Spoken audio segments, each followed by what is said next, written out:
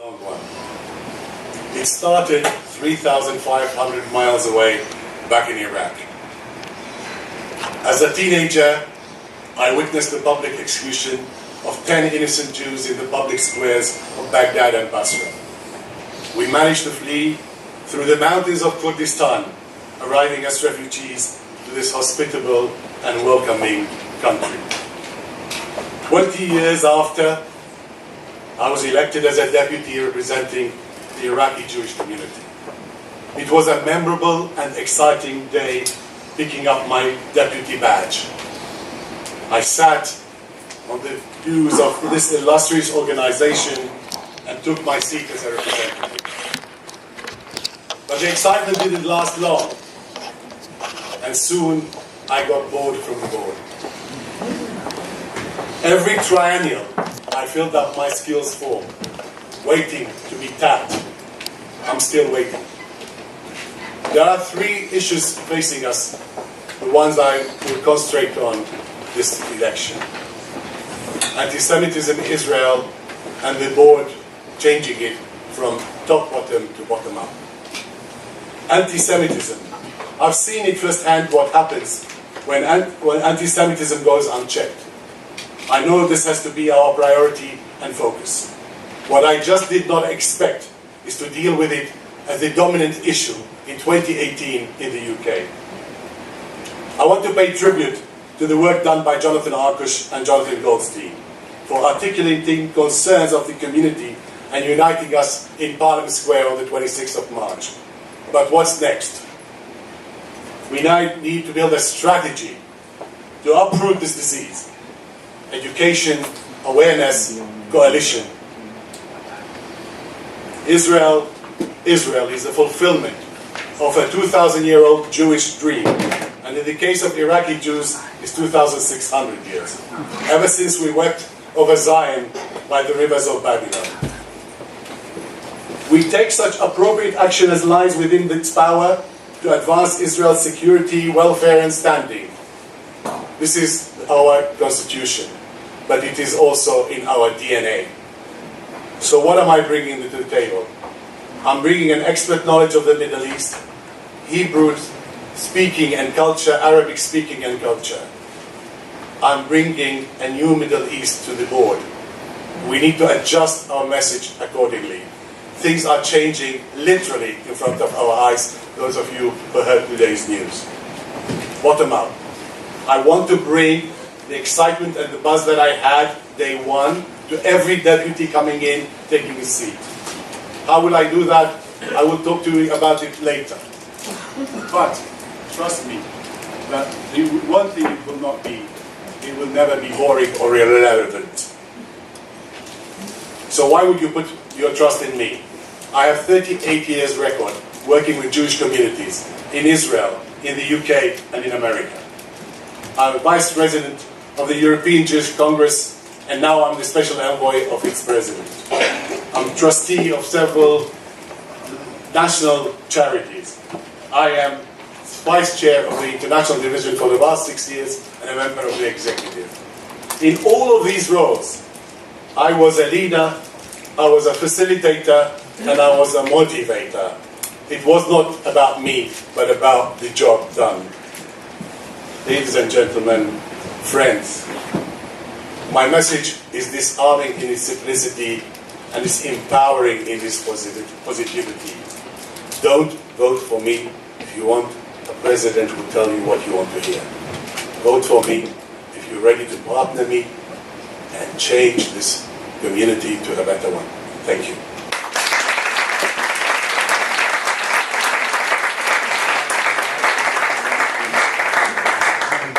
Next up, Marie.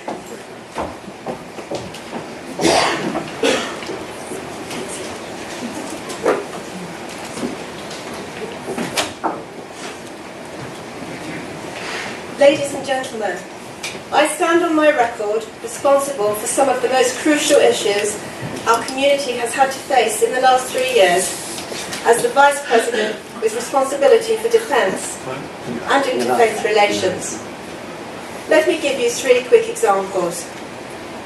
I successfully negotiated with the London School of Economics their acceptance of the IHRA definition of anti-Semitism, following their suggestion to implement an unacceptable alternative. I was the first person to call out the Shami Chakrabarti report for what it was, a whitewash. My quote is in Wikipedia. In just the last few weeks, we have seen the landmark High Court victory in the coroner's case. The introduction of the cab rank rule by Mary Hassel was declared unlawful, discriminatory, and incapable of rational justification. I successfully orchestrated, on behalf of the entire Jewish community, the board's campaign, which brought together politicians of all parties, including the Prime Minister and other public figures, to attack this unjust policy.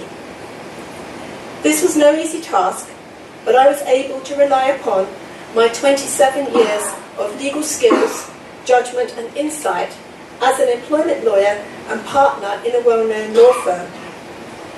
As a result of the coroner's case, I've been able to deepen my and the board's working relationship with the Haredi community.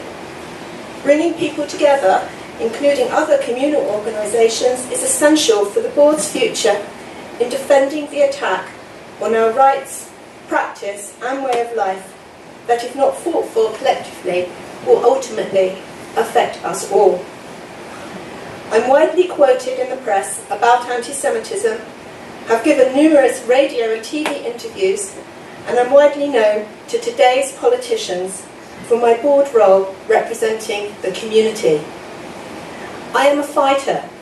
As a young mother, I fought against cancer, and winning this battle made me want to do more for our community. I have proudly undertaken this work, day in, day out, and need no training to be the next board president. We must also celebrate Jewish life, reach out to unaffiliated Jews and our young people. I want to champion the amazing contributions the Jewish community makes to British society, further enhance social cohesion amongst other faith communities, and advance our special relationship with Israel. I have launched my manifesto online, setting out my plans for the next 3 years. The recent anti-Semitism debate in Parliament clearly shows that there will be many more battles to fight. I will keep the pressure up, however long it takes, on Jeremy Corbyn to ensure that the problems in the Labour Party are ultimately resolved. If elected president, I will continue the fight against anti-Semitism, defend Israel, celebrate its achievements, strengthen interfaith relationships, and protect our Jewish way of life for future generations. We have seen in other parts of Europe, from Iceland to Poland, Brit Milah and Shechita are under threat. I will not let that happen here. I will be a listening president, ready and willing to listen to deputies' views and concerns before taking crucial decisions. As your Vice President, you've seen, I've demonstrated, I've stood up to anti-Semitism. As your President, I will stand up for you and the community. Thank you.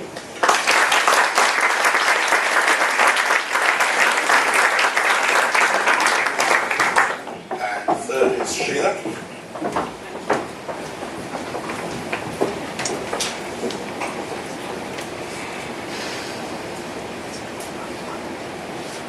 As Labour MP Ruth Smith walked to a hearing to give evidence against a party member accused of anti-Semitism, protesters chanted, "Reinstate Mark Wadsworth." These same protesters said that the rows about anti-Semitism in Labour had been largely fabricated. This hearing took place 22 months after the offence and one day after the board's meeting with Jeremy Corbyn. The same day, The Guardian reported that the General Secretary of the United Trade Union, Len McCluskey, has accused Labour MPs who have complained about anti-Semitism of smearing Jeremy Corbyn and called for them to be held to account. Whoever wins this election, British Jewry faces a gruelling extended struggle to combat anti-Semitism. This struggle will not abate on its own or any time soon. The next president needs to tenaciously attack its sources and engage tirelessly with those open to engagement, to explain the Jewish perspective, to coax them to see reason. We need a president who will be judicious, articulate, and relentless. Last month, I arranged and led a delegation from the South Wales Jewish community to meet with the leaders of the Muslim Council of Wales to address anti-Semitism on social media from their own membership. We successfully resolved the situation. The result? An unconditional apology and the removal of the offensive material, and an undertaking from them to educate the Muslim community to avoid further instances like this occurring. The board will help with this programme of education. We will intensify our engagement with them, including holding a unique joint peace vigil. My approach, one of low-key, collegiate negotiation, has proven to be effective and should be a template for the board's approach, in contrast to top-down haranguing. Quietly, I get results. Over the last 3 years, I have demonstrated tireless commitment and energy to support Jews. I have travelled over 50,000 miles and attended nearly 300 events and visited more than 84 schools across the UK. I have exponentially expanded the board's outreach work so that we now have 5 versions of the Jewish Living Experience exhibition based in Brighton, Carlisle, Leicester and Newcastle, as well as in London. I have initiated training for ambassadors so they can speak confidently and accurately to non-Jewish children and other groups. These activities are essential for combating anti-Semitism and defending our Jewish way of life. I chair the board's dinner, which has raised hundreds of thousands of pounds over the years under my leadership, and I was instrumental in organising the board's regional weekend in Gibraltar. Who am I? I am not a one-man band, a headless chicken. I am not divisive or polarising. I am committed, judicious and experienced, ready to start on day one. I am a unifier who engages with people to get important things done. I'm pragmatic yet resolute. Ask anyone who's worked with me. Read the testimonials in my manifesto, including one from the Secretary General of the Muslim Council of Wales. In my travels throughout the UK, I have faced hostile audiences and have asserted the board's position robustly and compellingly. Perhaps the best indication of media savvy is these very hustings. I make my arguments forcefully, concisely and accurately. Our next leader must clearly project the vision of the board and attack anti-Semitism. This election has been contentious, toxic even, marked by acrimony, distrust and controversy. With your support, I will unify the board and lead us into a new golden... Please give me your vote. Please give me your vote.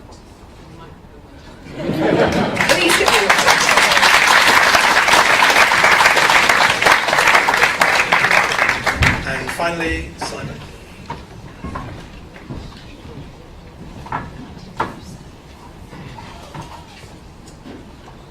Good evening, friends.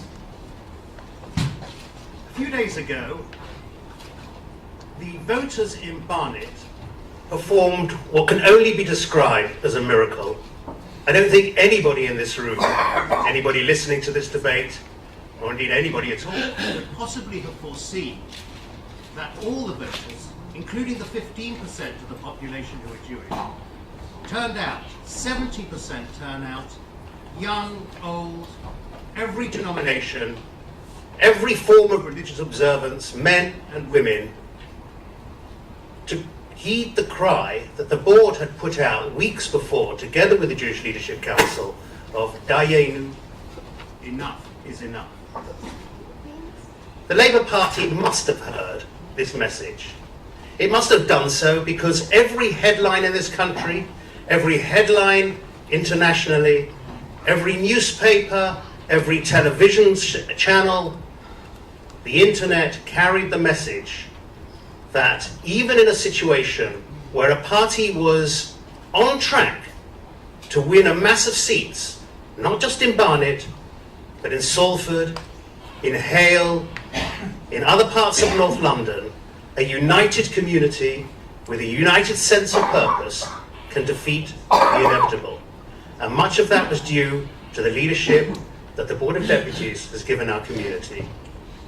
So the job that I will have, if I'm elected, will be to continue with the work done over the last few months, and indeed years, by the leaders of our community, in holding the Labour Party to account and monitoring every single one of its activities as set out in the points of principle presented to Jeremy Corbyn. We read a lot on the internet, in Israeli newspapers, and indeed here, of a possible impending war between Israel on the one hand and Iran and its proxies on the other. And please God that won't happen. But if it does, we have seen in 2014 the effect that that has on our community. A community under siege because of mass demonstrations. A community which will be presented with forms of anti-Semitism hitherto unheard of. And it will be necessary for the leader of this community, the most senior role in the Jewish community as President of the Board of Deputies, to stand in a television studio, to appear on radio and on the internet, to defend Israel, to defend the Jewish community against a barrage of attacks, against serious questions, with a marshalling of facts that only the experienced can produce. Now, I have had many years of appearing and challenging established principles and roles on television and on the media. In business, in the 1990s, I was a pioneer of broadband and had to challenge BT very strongly on its rollout, or lack of rollout, of that essential network as I was building my video streaming company to some like 700 employees from scratch. But in doing so, I had to appear at Parliament. I had to challenge civil servants. Indeed, when appearing in Parliament on a parliamentary commission, I appeared before the Culture, Media and Sport Committee, headed by none other than our dear friend, departed friend, Gerald Kaufman. So I have the skills, I have the motivation, and believe me, I have the vision. And I say to you, if elected, I will give you 3 years of solid hard work, working for all of us. Thank you very much.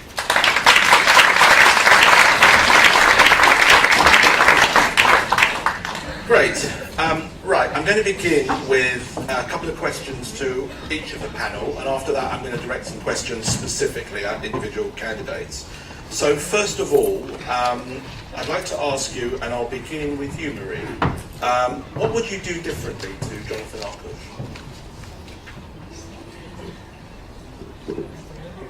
I want the President to be a listening and consultative President, and I feel that sometimes that was lacking.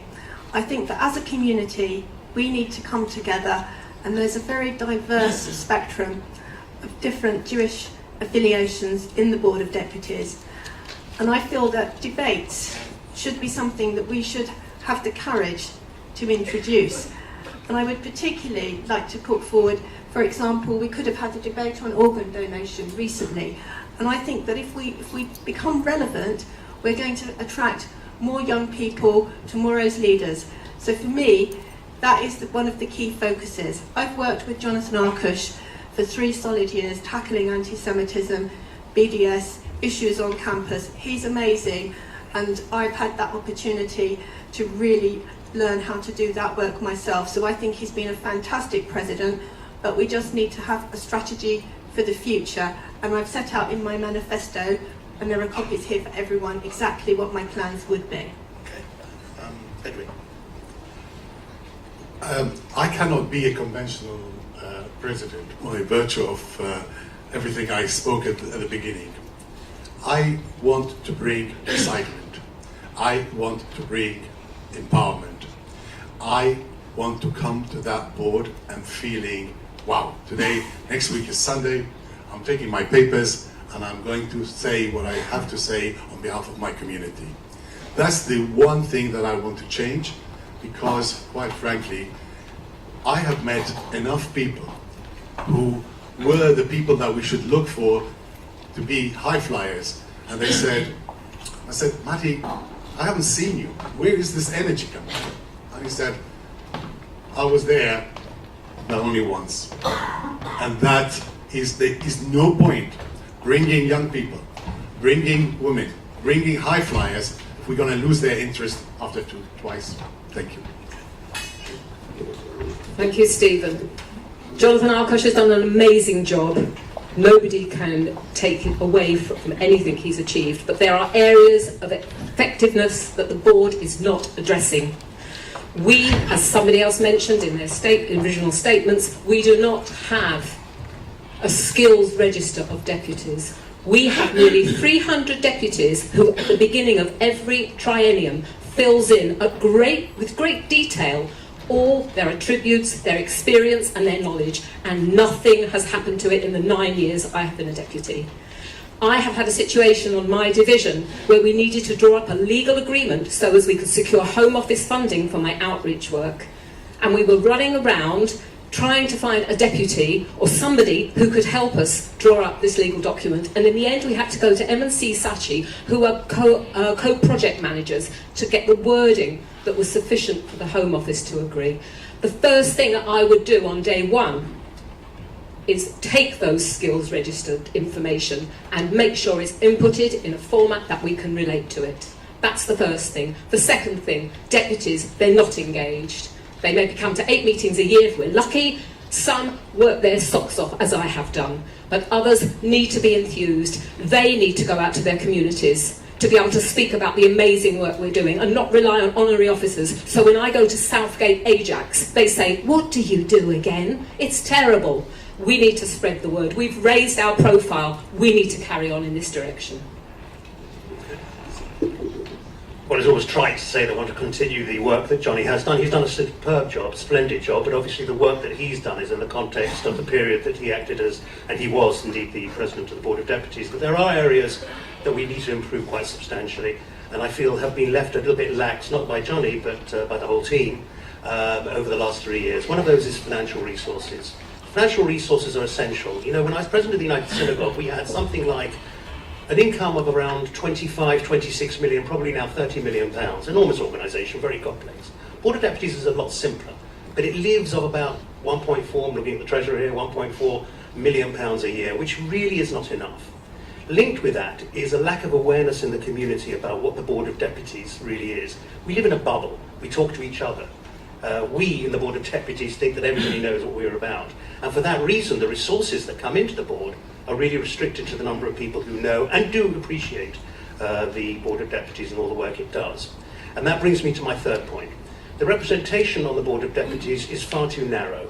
It's still primarily, although it's been widened, it's still primarily a representation of synagogal and synagogal bodies and synagogal institutions. And although there are institutions that do send, I do believe, for example, the schools, to which so many of our young parents are now affiliated, and that is their affiliation with the Jewish community. We need to look more at the parents of schools and people who engage with the Jewish community, and other groups are now sending more and more deputies to them and appreciate the work the Board of Deputies does on their behalf. Okay. I'd like to ask you all, what decision or action that you've taken in your career do you most regret?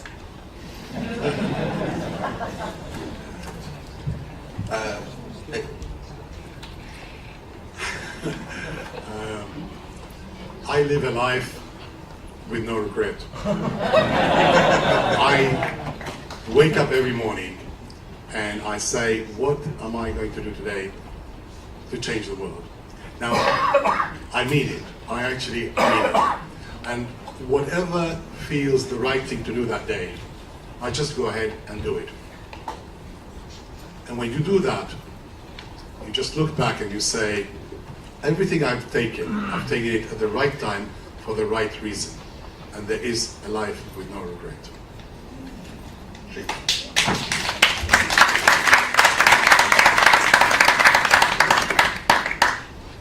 Thank you, Edwin. Very powerful. Thank you. What do I regret? Circumstances meant that I had to leave school at 16, and my life has been one of circumstances dictating what I had to do to bring my children up, to do what I could for over 35 years, going out and speaking to non-Jewish children about being Jewish, but only since I became a deputy have I been able to find my thing. Do you know, I was 70 last December, and this is my time. I don't regret everything that went before, the life I led, the places I've been, the people I've met with, because that has brought me to sitting in this seat today. And thank you for inviting me to be here and the opportunity to show you who I am. Thank you. I regret not being Edwin, the man of no regrets, but we all have regrets. It's really a simple thing. Back in the 1980s, I was working in Israel. I'd done a postdoctoral research there, moved into business, and worked for Bank Leumi, the subsidiary, set up a venture capital fund, because we foresaw then, in 1983-84, the future of technology, not just in the sense of Israel being a technological powerhouse, but that business, venture capital particularly, would become a mainstay of Israel's economy. And I set up a venture fund for Bank Leumi in 1984, but I was enticed to come back here to work for Lord Rothschild's group, and I think I came back a little bit too early, not because of the work I was doing here, but another few years building up that venture fund would have seen me part of the huge venture capital and tremendous success story in Israel. So I do, in some senses, regret that, but of course the opportunities that arose as a result of that basically were offset that to a high degree. I have to say I've got a different outlook, because I treasure life. If you've been told that you might die of cancer, and after that time I had a paralysed vocal cord and never knew whether I would speak again, you see things differently, and you wake up every single day and you're grateful to be alive, particularly if you've got young children. So I started off a very ordinary life. I went to an ordinary comprehensive and worked really, really hard. I've always had a passion for justice and fairness, and I became an employment lawyer because I believed in helping people that were victims of discrimination and unfair treatment. Having cancer changed my life for the better in many ways, because I really wanted to give something back for the community. It's made me really determined. So I don't have any regrets either. I'm just happy to be alive, be doing something useful, and proud to serve the community, and it gives me the drive to carry on.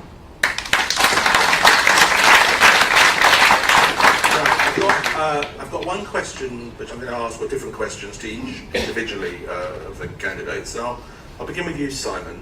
How can anyone have faith in your judgment when you couldn't even make up your mind that you were running until 2 weeks ago? As far as I know, people can make up their mind right to the last minute. I mean, I don't see what that... Now, it so happens, in my particular case, we had quite a technological breakthrough in my company. We're about to launch some products. I won't go into the details because this is not an advertising forum. And so by the time I arrived in Gibraltar, certainly the pressure to concentrate all of my efforts in the company were off. I had identified some executives I wanted to take it forward. I would have liked more time for that handover period, which is why I asked a simple question of the legal representatives. There's nothing untoward about coming in at a particular time. I don't know that there is a particular time to come in. It's not so much changing my mind as the change of circumstances, and I intend to take advantage of that change of circumstance. Okay. Sheila, you spoke in your introduction about one of your crowning achievements, as it were, being, as you put it, resolving the issue with the Muslim Council of Wales because they apologised for their behaviour. Yes. Now, doesn't that reveal a worrying naivety, given the ideology and the non-stop, as it were, behaviour of the Muslim Council of Wales throughout its entire history?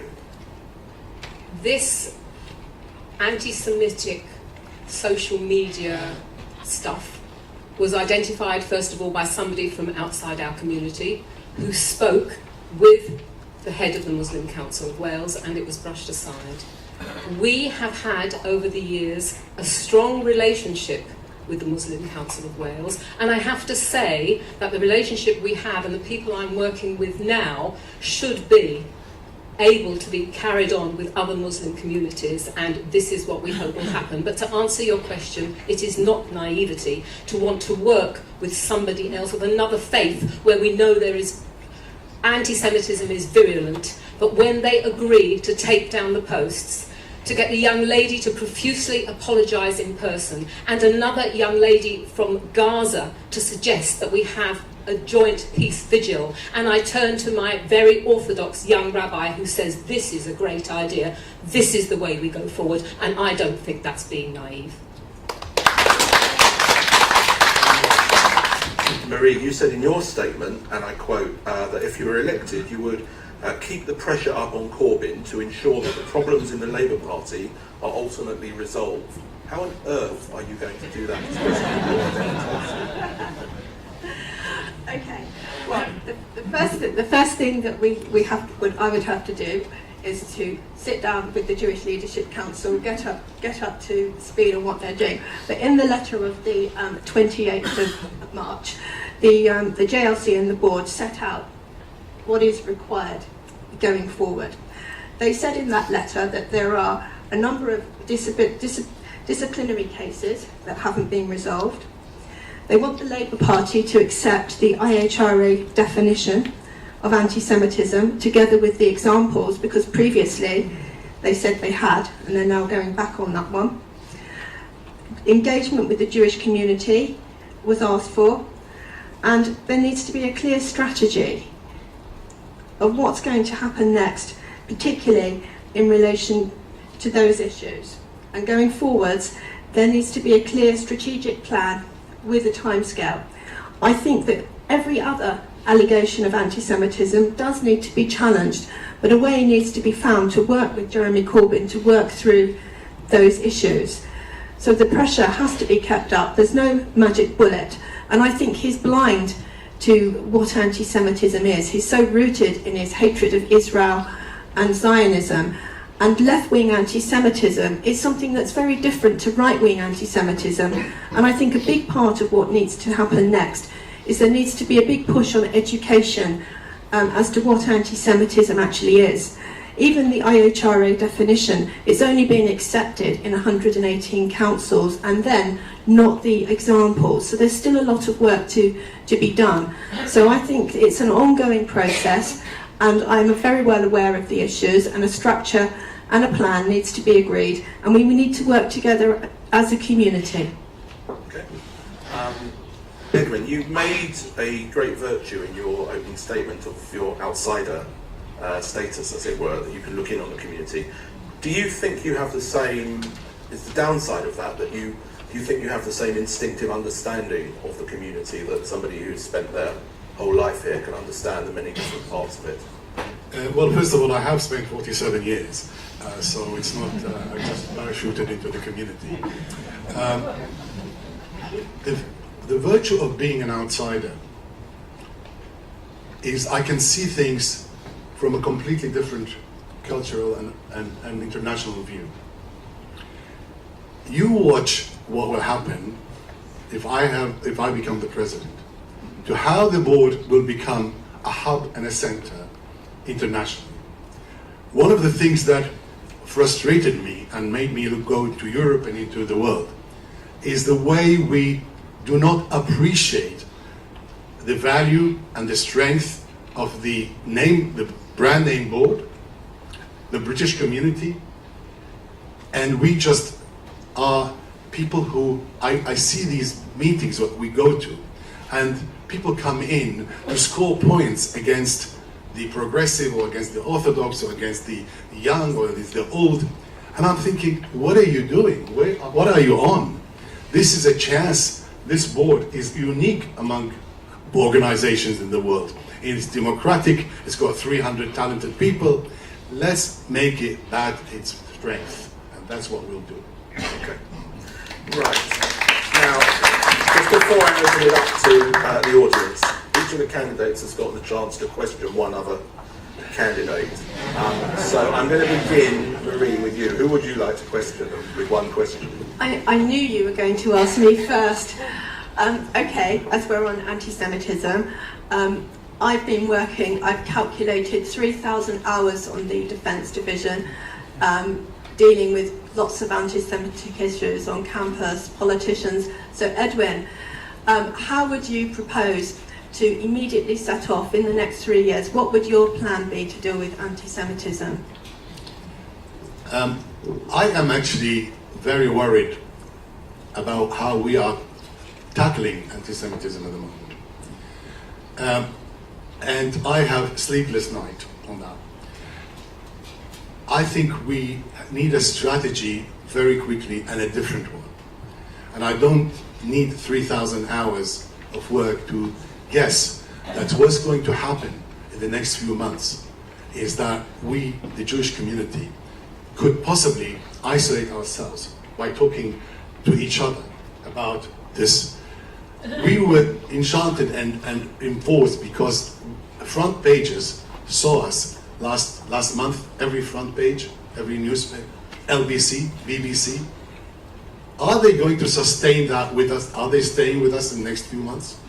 Or are we going to be looking like a community, a small community, trying to dictate to the possible potential Prime Minister? I want to change that quickly. I want to have a strategy that, as I said, I want to bring in a lot more people to be with us. A single tweet from Jake, from what am I thinking of? Jake Aroni. A single tweet is worth several demonstrations. And I'm saying, I want to quote you what the Chief Rabbi, former Chief Rabbi Sachs said about them. So he said, the hated cannot cure the hate. The only person who can successfully uproot anti-Semitism are those active in the cultures who harbor it. Let's go to these cultures, let's educate, let's make them aware, and let them be on our side fighting anti-Semitism over the next 3 years.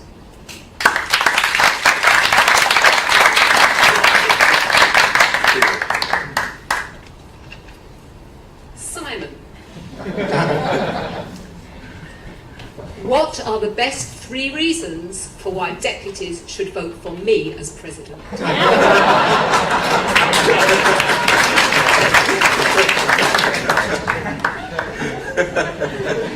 Sheila, I've worked with you over many years. I've been 6 years at the board, and I think you have been a superb vice president, absolutely superb. And I think they should vote for you because you're effective in carrying out what you say you will do. We've seen that in the dinner. So that's number one. You've seen today the way you put across a message. I like it, I think it's good. And if people feel that you are the best candidate to do that out of the 4 of us, they should certainly vote for you, regardless, by the way, of any other factor, including gender or any other matter, because you will be representing the community. And the third reason is, you do represent the multiplicity of views. And remember that we are not putting across our own personal views here. You have always put across the diversity of view and opinion across our community, and as expressed by deputies, superbly. I don't know your personal views on anything, and that's positive, because you have never tried to push your personal views on anything. Those are 3 very good reasons to vote for Sheila.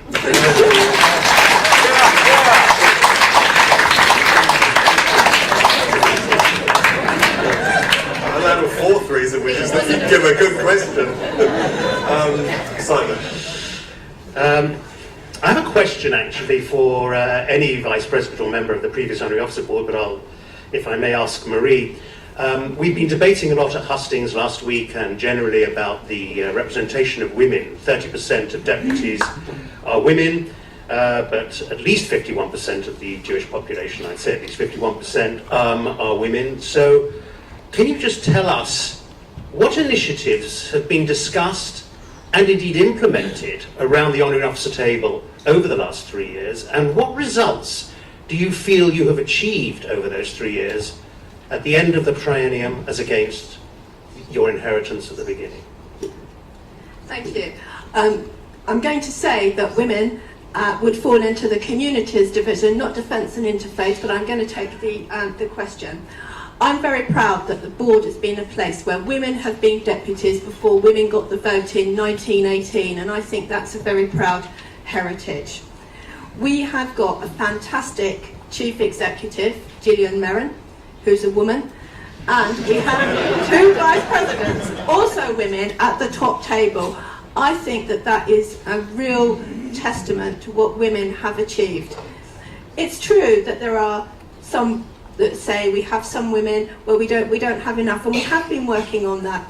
We've had a very active campaign for the election of deputies this year, trying to reach out to young people, encouraging them to come forward, particularly women. And we've also brought into force the role of a gender equality officer to promote women, and this has been very successful. And if I'm elected as president, I want to expand the role of the gender equality officer to actually look at the impact of the groups that have been represented, and if it transpires that there is a shortage of women or indeed young people, I want to create 3 extra places on the executive for those groups. This is in my manifesto, so that they take more a part in the actual decision making going forward. And we have various groups at the board, Nisa Nashim and the Association of Jewish Women's Association, which have been very, very active promoting women. I think that we would agree that Laura Marks has done a fantastic job. And if Simon doesn't perhaps appreciate the role of women at the board, I certainly do, and I think we're very proud of all we've achieved. Well, that was nasty, actually, because I do appreciate the role of women. Well, you haven't answered my question. I said, which initiatives did you implement and what were the results? But clearly you don't have any answers to my question. Why are you standing, Simon? Jerry, please. Let's not have heckling, please. There's going to be a chance for audience questions. Edwin. I'll ask you. Oh yeah, hi. Yes, please do. One of the Is this the question we rehearsed before? Yes. I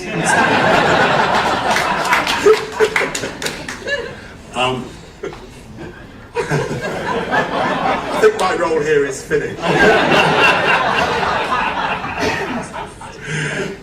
One of the things that happened on the international division is that we had a group of people who are right-wingers, a group of people who are left-wingers, and the meetings became, it's a knockout really, as opposed to working together to make a strategy, especially when it came to Israel.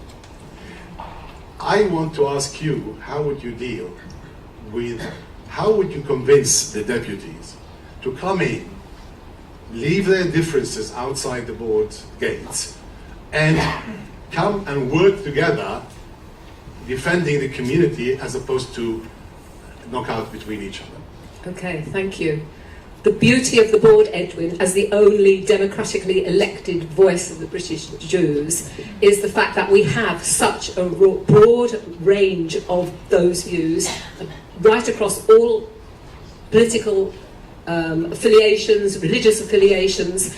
I would not want deputies to leave their views behind when they come to the board. The board is the very place where they can express those views. Let's hear everybody's views, but we don't have to agree with them. We have to respect them and agree that we need to hear what everybody thinks. It is not the job of the Board of Deputies to challenge what goes on in Israel with Israeli politics. Okay, we're the Board of Deputies of British Jews, and as I said. But it is, sorry, come in. No, that wasn't the question. No. The question is, how do you actually get them to understand that this is what we are there for? I didn't want them to leave their views outside. I wanted to their differences, the one they bring together, and instead of working in together, hand in hand like we did, they actually accuse each other and accuse us. Okay, so you look for the common denominator here. We're never all going to agree on anything, from left to right, all the swathe of opinion. You look for the common denominator, and what's the common denominator? We love Israel. We care for Israel. We care for her people and her land and her culture. That's what binds us, and that's what we have to work on. Now I'm going to open it up to questions from the audience. Can we have the house lights up, please, so we can see? Brilliant, thanks. Okay, there's a gentleman right sort of about 4 rows from the back with a sort of short. Yes, you. Looking back. Yes, you. Could everybody say who they are first as well before asking their question? Howard Erdenus, deputy in a synagogue. Women and younger people are hugely underrepresented on the board. At the same time, over a quarter of deputies have served for 15 or more years continuously. Whilst the bedrock of experience is essential, do you agree with me that the board is too male and too stale, or do you support the status quo? If you agree with me, what do you propose to do about it, as the current arrangement of leaving it to constituencies and hoping for change doesn't appear to have worked? I'm going to ask, I should have just said before you ask your question, sir, every question I'm going to ask the panel what their answers are, but you don't all have to answer if you don't have anything to say. But I'll begin with Simon. Yeah, well, Howard, thanks for that question, because you and I, of course, co-wrote the paper on the role of the deputy, which incidentally was unanimously adopted last June, and which enshrines a lot of the work that deputies should be doing on behalf of their constituents in representing their constituents. We also discussed and put to the plenary the possibility of maximum terms, maximum lengths, and wider representation. Much of that was rejected regarding terms of service. I suppose it was a little bit like the proverbial turkeys voting for Christmas, but it would have been important, I think, and I think it needs to be brought back and debated fully as to whether or not we could change the face of the Board of Deputies internally, both by insisting that deputies really do present the views of their constituents, and the views that they do put across are referred back to their constituents, because that would, I think, take away a lot of the heat and light that personal views are put across. And secondly, that we widen the representation. We do a lot more, and as you'll see in my programme, we do a lot more in informing the community about what the board is all about, so they do send people to the board who are truly representative of the cross-section of their own views. There's a lot that can be done, and I think we will bring back, if I'm president, a lot of the proposals that perhaps weren't fully debated in the last triennium and got thrown out by people who didn't perhaps understand them fully. Thanks for the question. Thank you. Hi, Howard. You know, those old male and stale men may not feel they're old male and stale.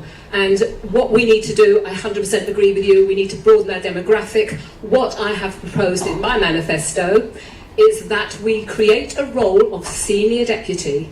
We recognise and acknowledge the experience, what the people who have served for long terms or short terms, but who feel they have reached the end of their tenure.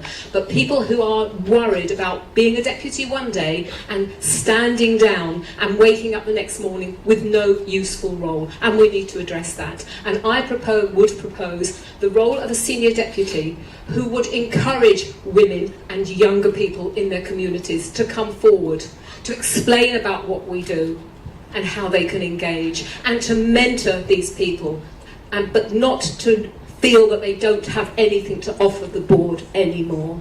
They could come to meetings, they would be involved, but they would not be there would be a role for a senior deputy mentoring a new deputy. So this is what I propose, and there has already been a template for this. Poor Jeff Ryan, who passed away in Birmingham, had already stepped down and encouraged young Ilana Davis to take his place, and was going to mentor her, and passed away 3 weeks before their election. So now Ilana has become the deputy.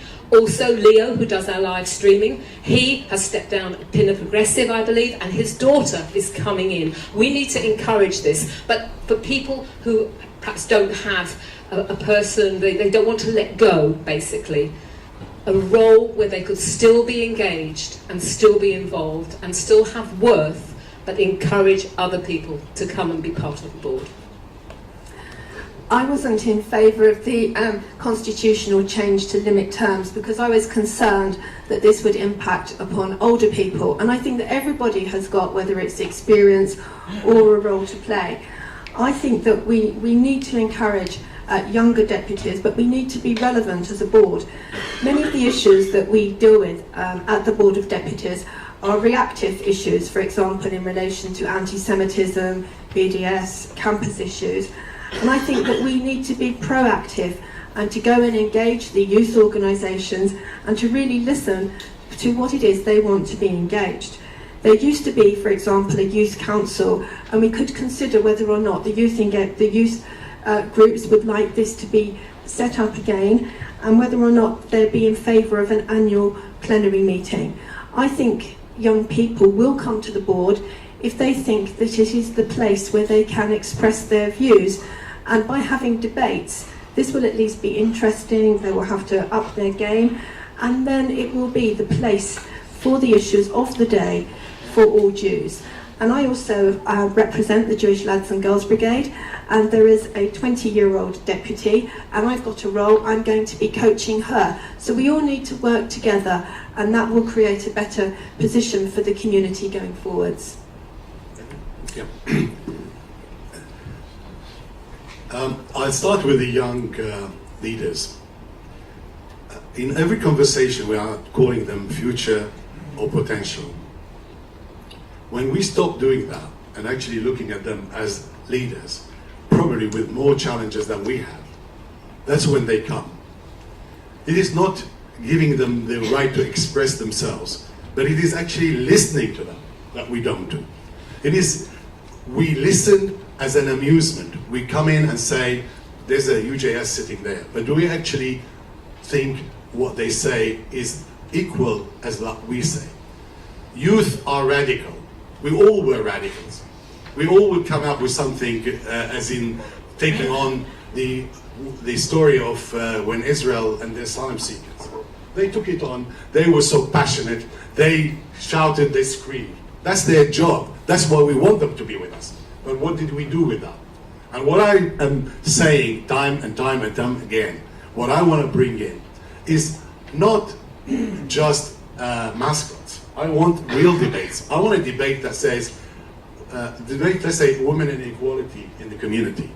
I want that to be the defining debate for the next 10 years. I want it to be presented by stakeholders. I want it to be presented by experts. I want every single deputy to come in to the debate with a message from his own community.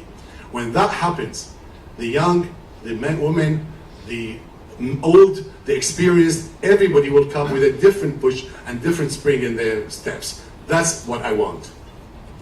Thank you.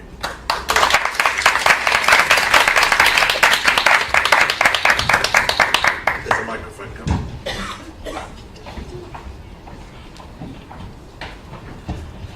Thank you.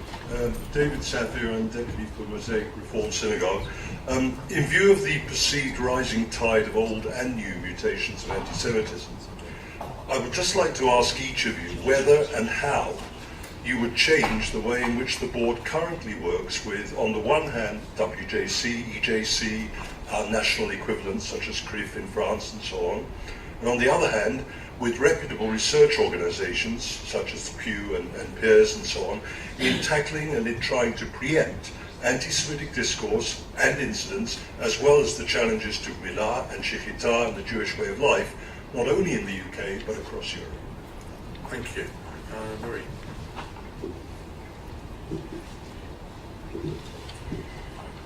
In tackling anti-Semitism, the board has got relations with a number of communal partners, in particular CST, and I have to absolutely commend their work. They're very key.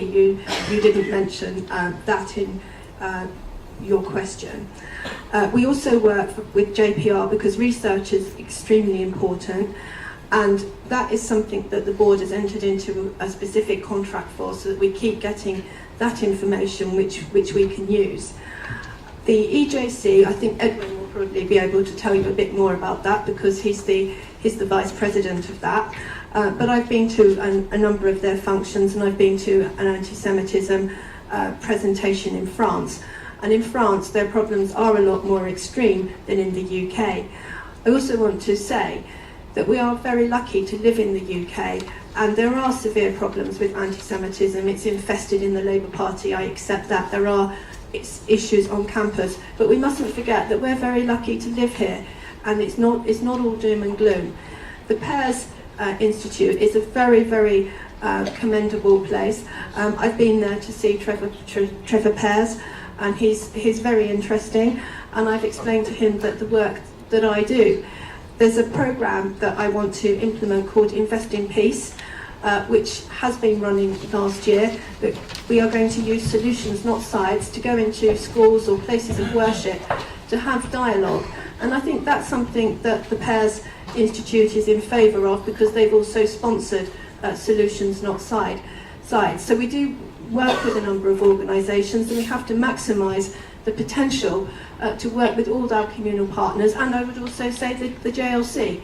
So this is a time for coming together as a community, using all our resources and not acting alone. Well, I should have paid you for that question. EJC, WJC, AJC, the Americans ones, the Cantor Center for Anti-Semitism. These people are working on this for decades. We could as I said before, they all look at Britain as a place of respect. The recent Icelandic story about criminalizing the Brit Mila, actually all these organizations chose Johnny Arkush to come and speak on behalf of World Jewry. But he was supported also by telegrams and letters and things from all over the world. So by the time they actually reached that, the Icelandic parliament did not know what hit them. They actually saw a community worldwide protecting its right to survive as Jews and to survive as their identity. And that's really what I would like to do. I would like that absolutely to be, for us to lead and to lead the world in that, and we will. Well, just to follow on from what Edwin was saying, Mila UK has been very involved in this whole process of the challenges to Brit Mila. And as co-chair, I was very involved actually with these organisations over the last few weeks and informing Johnny Arkush as he went to Iceland in a very, very busy period to defeat the proposal being put to the Icelandic Parliament. And as Edwin says, this was due very, very much to not only the cooperation between these various organisations, but also because the recognised leadership that we have in this and indeed in other fields, and we recognise that they have leadership in this field. It happened in Norway, it happened in Germany, so we are often called upon by local communities as well as these various organisations to give our expertise. Anti-Semitism is hard because obviously anti-Semitism, although it's got a common root, has a different expression in different countries. The expression of anti-Semitism in France, to our brothers and sisters there, is much more visceral. We haven't seen it so much in terms of the physical nature of anti-Semitism, thankfully, in this country, and hopefully we won't, as they do in France. We have much more of the social media and the activities that we've had to confront, not just with the Labour Party, frankly, it's across the political spectrum from right to left, and we shouldn't just focus our eye on that. But there's much that we can learn from them, there's much that we can teach them, and I would say cooperation is pretty solid. We are all in this together, to coin a phrase. David, thank you. Yes, how can I disagree with anything anybody has said? Anti-Semitism is on the rise, especially, as Simon has said, in France. It's terrible. Thousands of Jews going to Israel and other places every year. We do need to work together. We are working together. We just have to be relentless and support each other and try and combat this terrible disease that we're trying to face.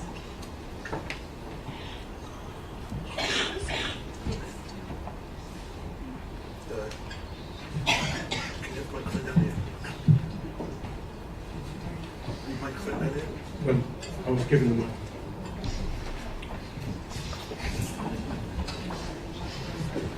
My name is Sharon Claff. I run an organisation called Campaign for Truth.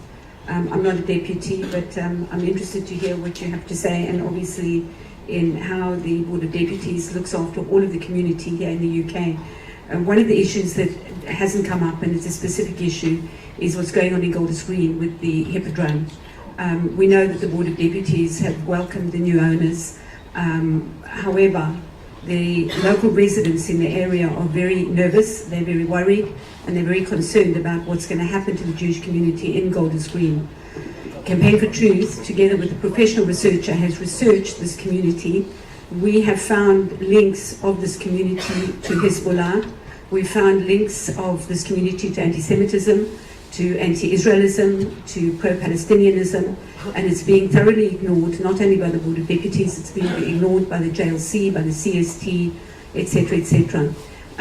Whilst we as an organisation appreciate the Board having multi-faith endeavours, we wonder why the Board is not taking this on board, looking into this research, and seeing how they can help the people of Golders Green to get through this issue.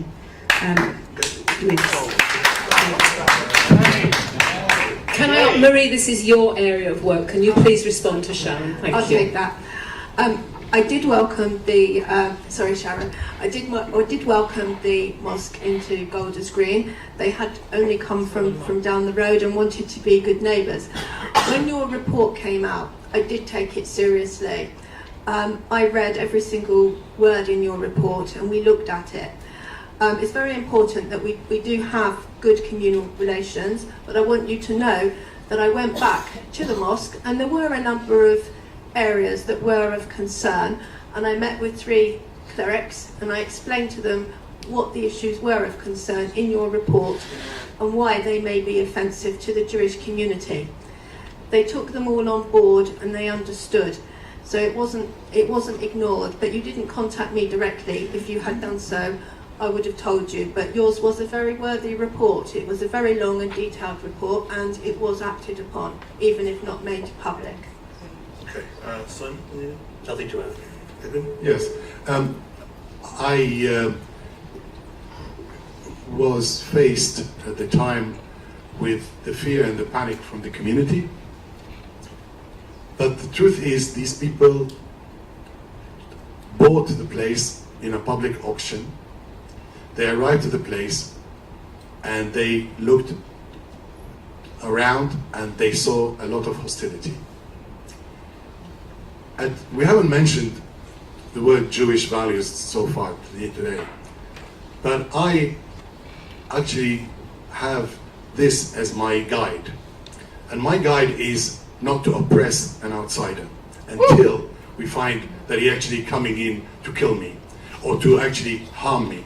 And therefore, somebody who just bought a place and sit there, I have absolutely the right to investigate him and to look at him, but I do not have the right to attack him before he even done anything or said anything. And I stand by that. People say you welcomed them and you greeted them. I did not. I went to see them. I sat with them. I just like Marie did. We were working together on that at some time. I am in touch with them, and wherever there is real evidence that these guys wants to harm us, we will act. But until then, I mean, you say, Sharon, that the CST, the police, JLC, the board, none of them is acting.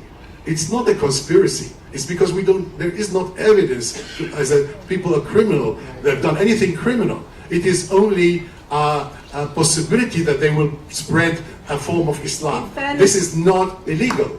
And therefore, until they do something illegal, until we can do until they do that, I will defend the right of every citizen in this country to buy a place and to be there and to act there. Woo! Yes, you can do that. Can we have the microphone back for a second, just very briefly, please? Yes. I think everybody in this room lives by Jewish principles and Jewish honor, so I take that as a criticism that's unwarranted. What I want to say to you is I appreciate that you read the research and that you went to speak to the people, but this is a bigger problem than just speaking to the local people. The local people, I've met them myself, I've been in there, I've spoken to them. They're very nice people. The problem is not the local people who go there genuinely want to be attached to their religion. The problem is the rulers and the ayatollahs who run these people. And it's very simple for everyone in this room to go and get their promo video and hear what they tell us about themselves. They tell us they came here, was sent here 30 years ago to propagate amongst us. They tell us, they talk about whites in a way that if we spoke about blacks, we'd be arrested. So go and listen to their promo video. Don't come here and tell us that you have to welcome neighbours because they bought a property. They bought a property, but they don't have planning permission for it. And we expect the board to help us to make sure that they don't get planning permission for a mosque. I just want to say that they are perfectly entitled to buy that building. They were down the road for 26 years, and the fact is they are there. They're going to be staying there, and they want to be good neighbours, but there have been areas of concern. And I agree that your report raised some very worthy issues, and they've been spoken to about some matters of concern. There were some concern with past speakers, for example, that they had, and I would agree with that. And these various YouTube videos have been removed, and they sat and they understood when explained to them why the material was offensive. And they spent a long time, and they wanted to learn, and they want to work with us. So I have to keep it very much under review, and it's right that the concerns of residents are taken into account, but they have a right to worship in that cultural centre. Thank you. Right, let's move on. Yeah, at the back, the very last row, with your hand right up.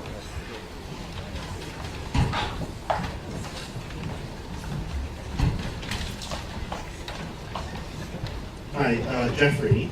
So, UJS survey last year, I believe, found that 1 in 4 Jewish students are fine with BDS, and a Yachad survey 2 or 3 years ago found that 1 in 3 Jews in Britain don't call themselves Zionist. What are we going to do about the scourge of Jewish anti-Zionism in the British Jewish community? Thank you. Yes, first of all, with the students, what they're fighting is a terrible thing on campus. I have had conversations with Josh Holt, who is the president of the Union of Jewish Students, and we work with them, we try to support them. Josh was very keen to have the board work together and not just come in over their heads. We had a long conversation. The Union of Jewish Students is also a democratically elected body with views right across the whole spectrum. How we tackle anti-Zionism, we have to have, I think it was Sigmund Sternberg, who said attitudes cannot be changed by edict, by orders or by laws.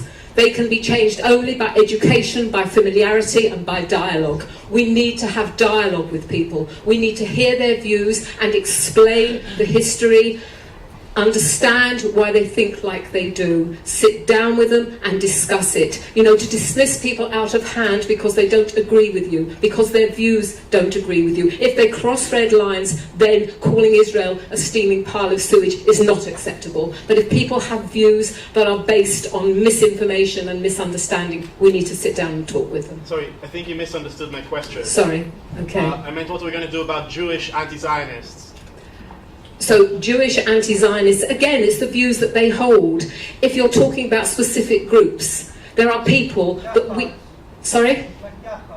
Like Yachad, okay. So do we talk about Yachad's views and that we don't all agree with them? We have to listen to everybody. I'm sorry. We don't always agree with everybody, but unless they go beyond the red lines, beyond the pale, we have to listen to what they say and we have to discuss with them. We're never going to change everybody's views. We have to understand. We have to make the case for Israel and try to get them to understand and see where their views may not be correct. But we all have different views and we're all entitled to express them, especially through the board. And it is quite hard.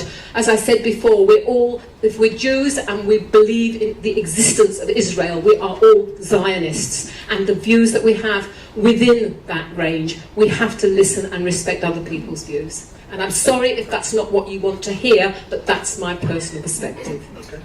Simon. There is a red line on anti-Zionism because Zionism is the national right of Jews to establish a homeland.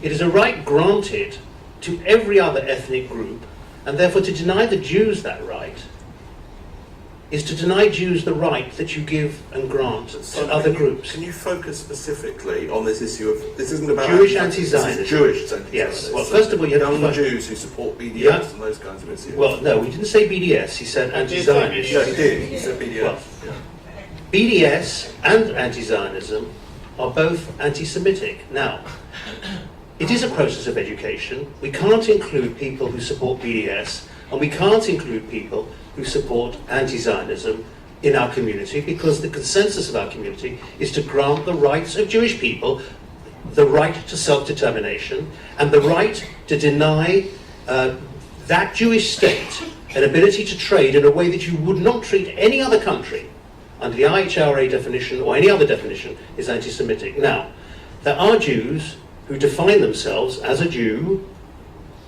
by opposing just about everything that the rest of us in the Jewish community support and stand for.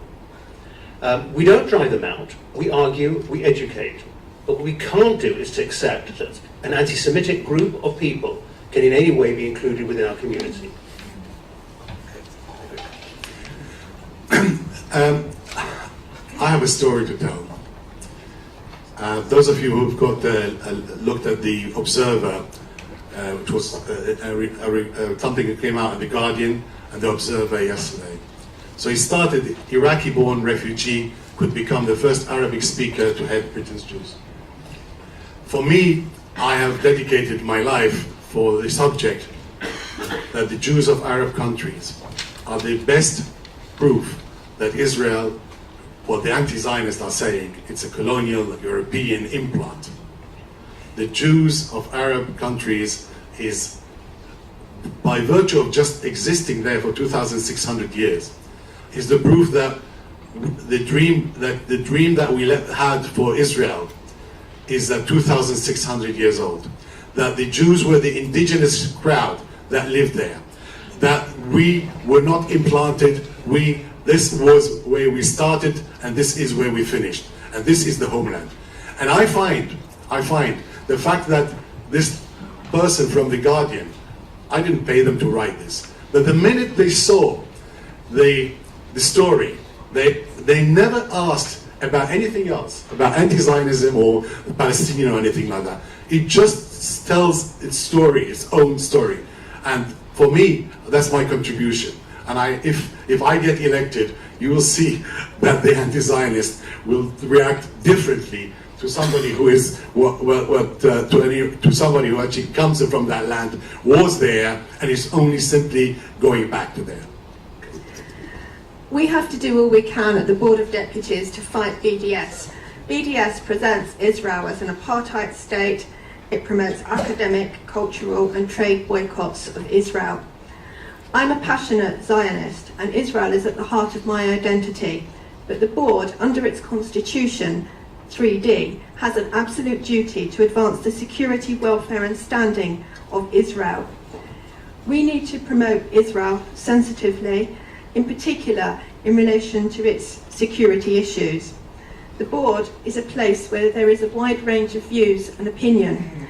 There was quite a debate about whether or not Yachad should be admitted, but also under our constitution 4C, if there are 2/3 of the members voting, they were entitled to be represented. The board needs to have, in my view, a dedicated response team in relation to BDS. We have a number of publications, A Better Way Than Boycotts, and I've helped produce a student resource called Bridges Not Boycotts, which is available to help new freshers at university. There needs to be a better understanding of documents that promote BDS, for example, something called the Kairos Palestinian document, which promotes BDS in the churches. This is a very complicated area, and it's something that we do really need to focus on going forward, because anti-Semitism and anti-Zionism morph into each other, and this is a real problem with left-wing politics for anti-Semitism. Right-wing anti-Semitism is much easily understood. So I think there's a lot of work here, and we all need to work together and think smart.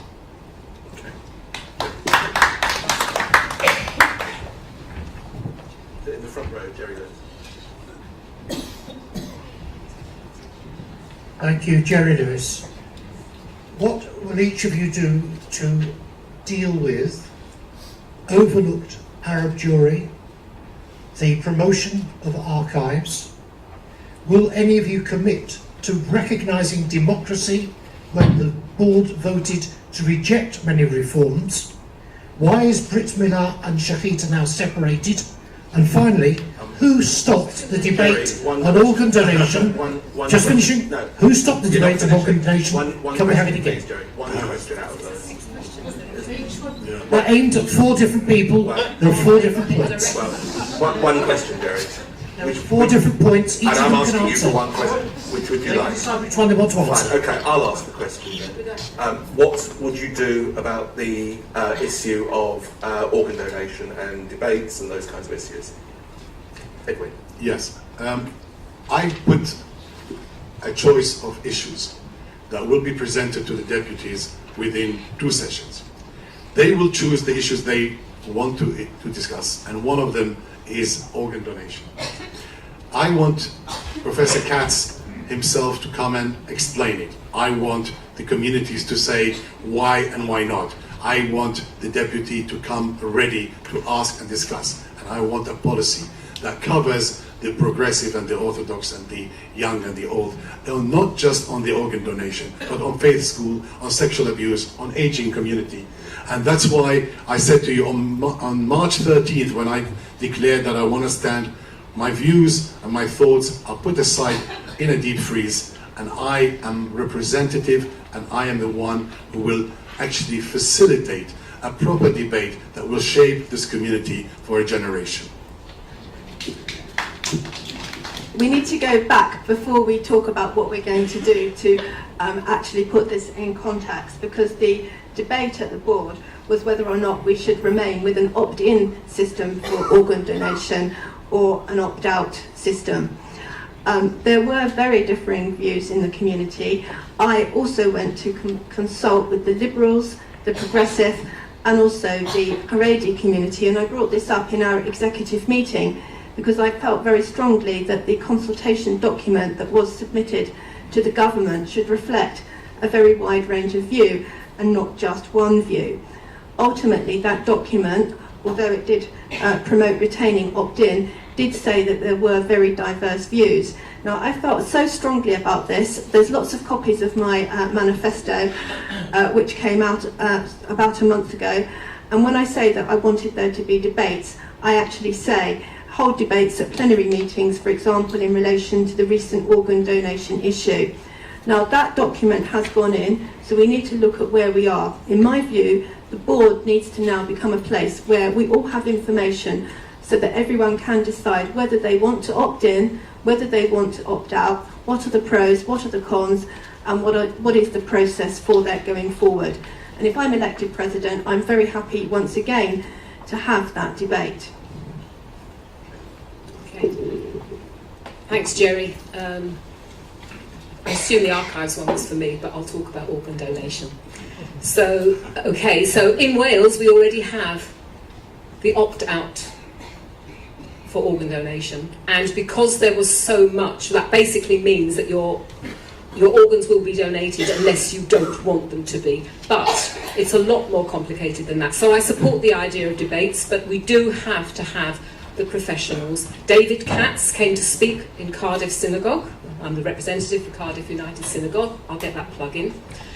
We had David explain that the big issue was that it's the point of death which decides exactly when an organ should be taken, when a person is still living, and of course Jewish people have different views upon when it's when the heart stops or when people stop breathing, if it's artificially aided. And the rabbi said, they didn't give a definitive answer. It's a personal judgment, but what is very important is that everybody has an appointed representative, whether it's within the family or whether it's the rabbi, who can make their views known. And this sort of information needs to be given to the deputies. I agree with the idea of a debate. It needs to be full information, but there will not be a voting yes and a voting no. I think it will be raising awareness, and I'm 100% supportive that we have these debates on a regular basis, proposed by the divisions on certain specific issues in turn. Thank you. Clearly there needs to be a wider debate. There wasn't a debate on the question of organ donation, as indeed on many other subjects. Organ donation, which is, much of the debate is hinged on a definition of the point of death, creates diversity of view across the spectrum of our community. It's not a progressive, for example, a progressive versus an orthodox issue.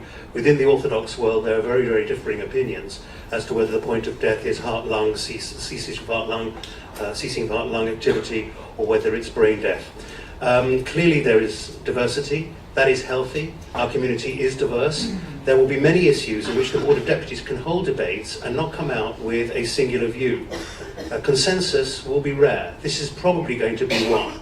I agree with my colleagues. The plenary sessions of the Board of Deputies, they demand debates on important issues, not necessarily for a vote, not necessarily for a binding vote on the board, but in order to air the issues like organ donation where there is diversity and where people feel they have something of relevance to speak about in the community. So organ donation will certainly be one of the first debates, if not the first debate, that will be put on under my presidency. Right, we've got time for one final question. Yes, Madam, in the white cardigan. Yeah. talked about Can you just anti-Semitism. introduce yourself? Sorry, I'm Michelle. You talked a lot about anti-Semitism from outside in. I'd like to know what any of you are going to do with the situation you have in the community about child sexual abuse and how it's not actually dealt with properly in the community. The survivors are alienated, the perpetrators are encouraged, and the work that myself and other people are trying to do seem to be stopped at every turn. We'd like to know what the Board of Deputies are going to do on that subject. Thank you. Simon. This is where there is consensus. I'm sorry I didn't catch your name, Michelle. Michelle, and the issue has cropped up elsewhere in Hustings. There is consensus across certainly the communities that are involved with the Board of Deputies, and I think we need to be more robust about this. I know that it could create certain political difficulties for us, but when it comes to child sexual abuse, there can be no compromise. I think we need to state it where it's obvious.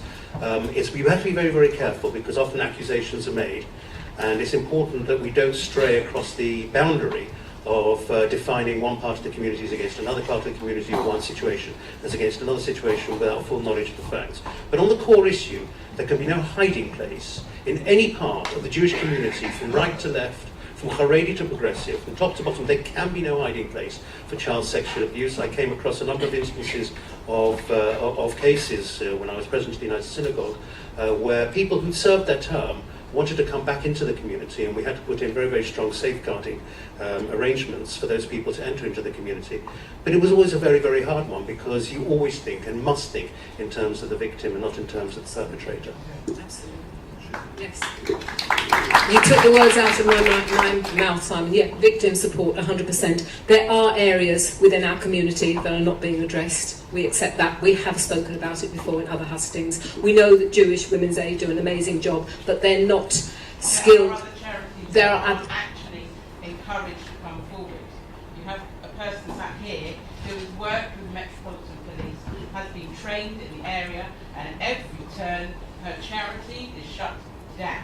They don't want to address the situation, and I believe the Board of Deputies needs to address it. Marie's bursting to speak here. I know it's an area that I 100% agree with you, okay? The board doesn't want to replicate work that's being done in other areas, and we haven't got the skill. Absolutely, 100%. We need to work with other organisations who do have those skill sets. But I know Marie is bursting. Well, thanks, Sheila.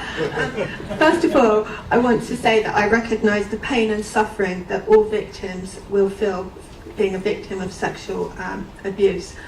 I think the community needs to take stock that sexual abuse and victims of domestic violence are very different, and different support needs to be provided. Jewish Women's Aid are doing a fantastic job, but they're doing a fantastic job for domestic violence. I know that they were doing a piece of research as to whether or not there were further needs in the community, but I accept that there is a specialist need for help. I think we should give credit to Emuna, which is one charity that one person has on their own tried to help victims, and we need to find a way to provide more support. We've got organisations, other ones including Reshet, but as a community we're not giving that support to victims, and it's being asserted that perpetrators go back to their lives as normal, and I understand how that feels. So I pledge, if I am president, that we want to do all we can to bring about support for victims, and it's something that we need to face as a community. We need to make sure that all our communal institutions have safeguarding in place, because that's something that's also very patchy across the community, and to provide funding which is lacking for victims of sexual support. I know that Sadiq Khan had actually cut funding to one charity because it was felt it was too specific, and that's something that's not really acceptable. So I fully agree that we need to do more. And yes, indeed.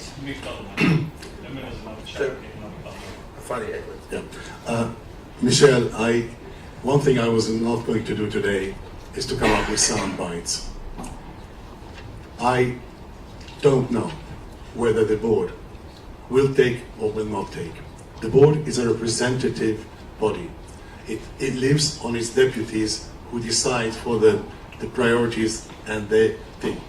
I pledge one thing, that the deputies will have a choice, will be able to prioritize. And if that subject is as important to them, as important to me, as important to you, then it will be picked up. And it will not come up with an answer for you on the hoof, but actually studied, checked, bringing the stakeholders themselves, the people who work on that, come up with a kind of a policy that is worked on in the proper division, and that division comes out with recommendation to the president and to HOs, and I will bring it back to be ratified by the very same people who brought it in. What you need to work on, you need to work on the deputies taking on the real relevant issues of the community and prioritize it, and we will be there to facilitate it for them. Thank you. I'm afraid that's all we've got time for. I'd like to, well, first of all, I hope you found it lively and perhaps even more importantly useful.